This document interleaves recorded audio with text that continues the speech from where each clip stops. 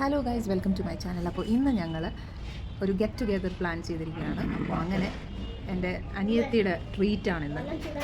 അപ്പോൾ അവൾ പുതിയ ജോബെല്ലാം കിട്ടിയതിൻ്റെ ട്രീറ്റ് ഇപ്പോഴാണ് തരുന്നത്. 2 മാസം ഒക്ടോബറിൽ കയറിയതാണ്, പക്ഷേ അതിൻ്റെ ട്രീറ്റ് ഇപ്പോഴാണ് അവൾക്ക് തരാൻ സമയം കിട്ടിയത്. അപ്പോൾ ഞങ്ങൾ വന്നിരിക്കുന്നത് വളരെ ദൂരെയുള്ള ഒരു റെസ്റ്റോറൻറ്റിലാണ്. അത് നമ്മുടെ വീട്ടിൽ നിന്ന് ഒരു 5 കിലോമീറ്റർ കാണും. അത് ന്യൂ അങ്കിൾ കിച്ചൻ എന്ന് പറയുന്ന റെസ്റ്റോറൻറ്റിലാണ് വന്നിരിക്കുന്നത്.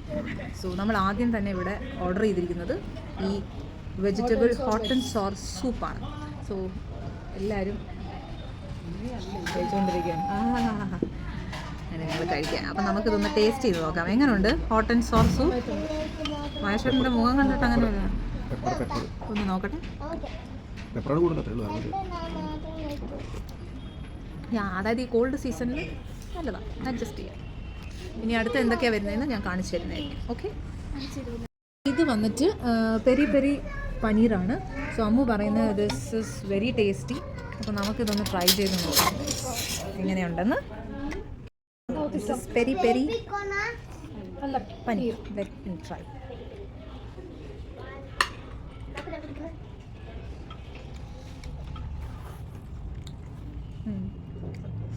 നന്നായിട്ടുണ്ട്. ഒരു ഡിഫറെൻറ്റ് ടേസ്റ്റാണ്. നമ്മളെപ്പോഴും മഞ്ചൂരിയനും പെപ്പർ ഡ്രൈയും ഒക്കെ എടുക്കുന്നതല്ല, എന്തോ ഒരു പ്രത്യേകതയുണ്ട്. അപ്പോൾ എല്ലാവരും you can go for it. So next നമുക്ക് വന്നിരിക്കുന്നത് കുൽച്ചയാണ്. It's a plain kulcha with veg kurma. So ഈ വെജ് കുർമ വളരെ ടേസ്റ്റിയാണ് അങ്കിൾ കിച്ചൻ്റെ. So that is why we always choose veg kurma. So let's try this. എങ്ങനെയുണ്ടത്? അടിപൊളി.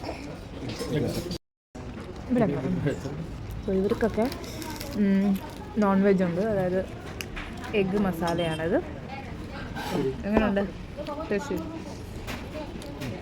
അല്ലേ? അപ്പോൾ എഗ് മസാലയൊക്കെ നല്ല ടേസ്റ്റിയാണ്. സോ അതൊക്കെ ഇവർക്ക് സെർവ് ചെയ്യാണ്. സൂപ്പർ. അമ്മണിയുടെ റുമാലി റൊട്ടി വന്നിരിക്കുകയാണ് ഗൈസ്.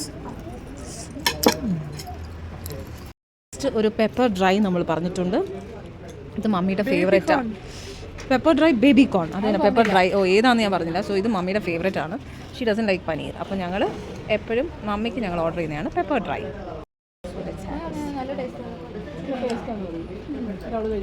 അതുപോലെ കേട്ടോ, very spicy.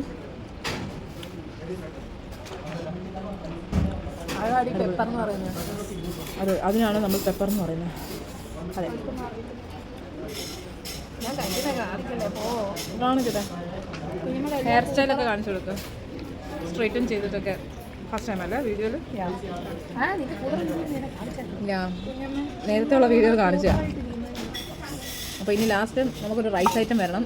That is jeera rice. അതുകളുടെ ഫേവറേറ്റ് ആണ്. Sorry guys, not jeera rice, it's ghee rice. So ghee rice ആണ് നമ്മൾ ഓർഡർ ചെയ്തിരിക്കുന്നത്. അമ്മുവിൻ്റെ ഫേവറേറ്റ് ഗീ റൈസ് ആണത്. So let me try this ghee rice.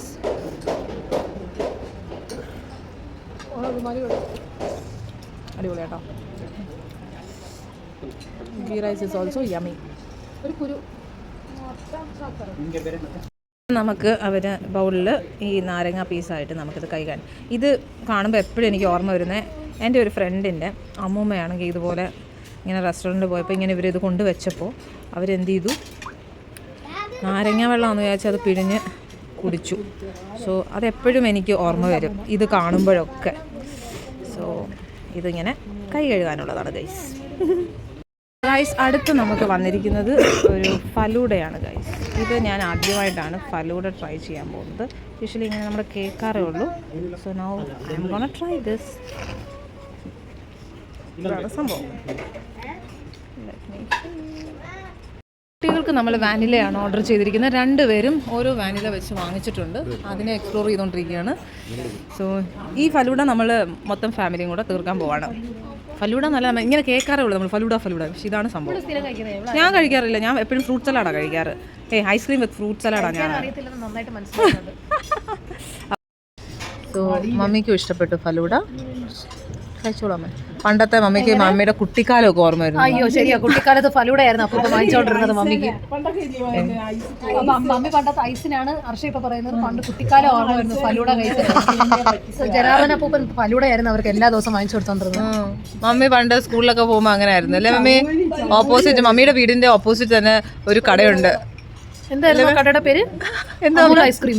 Ice cream ഇല്ല. ഓ അവിടെ അവരുടെ വീട്ടിൽ പണ്ടൊക്കെ ഒരു ഡെത്ത് ബൈ ചോക്ലേറ്റ് ആയിരുന്നു കഴിച്ചോണ്ടിരുന്നത്. അതൊന്നും അല്ല, അവര് ഉണ്ടാക്കുന്ന ആൾക്കാരായിരുന്നു ഐസ്ക്രീം. ഐസ്ക്രീം ഉണ്ടാക്കുമായിരുന്നു. ഐസ് മിഠായി മതിയാ. മമ്മിയൊക്കെ പണ്ട് അപ്പൂപ്പൻ ഓക്യുപ്പേഷൻ ഇഷ്ടിക വെൺമണിയിൽ കട്ട വറുക്കാൻ പോയ കഥയൊക്കെ അച്ഛൻ പറയാറില്ലേ?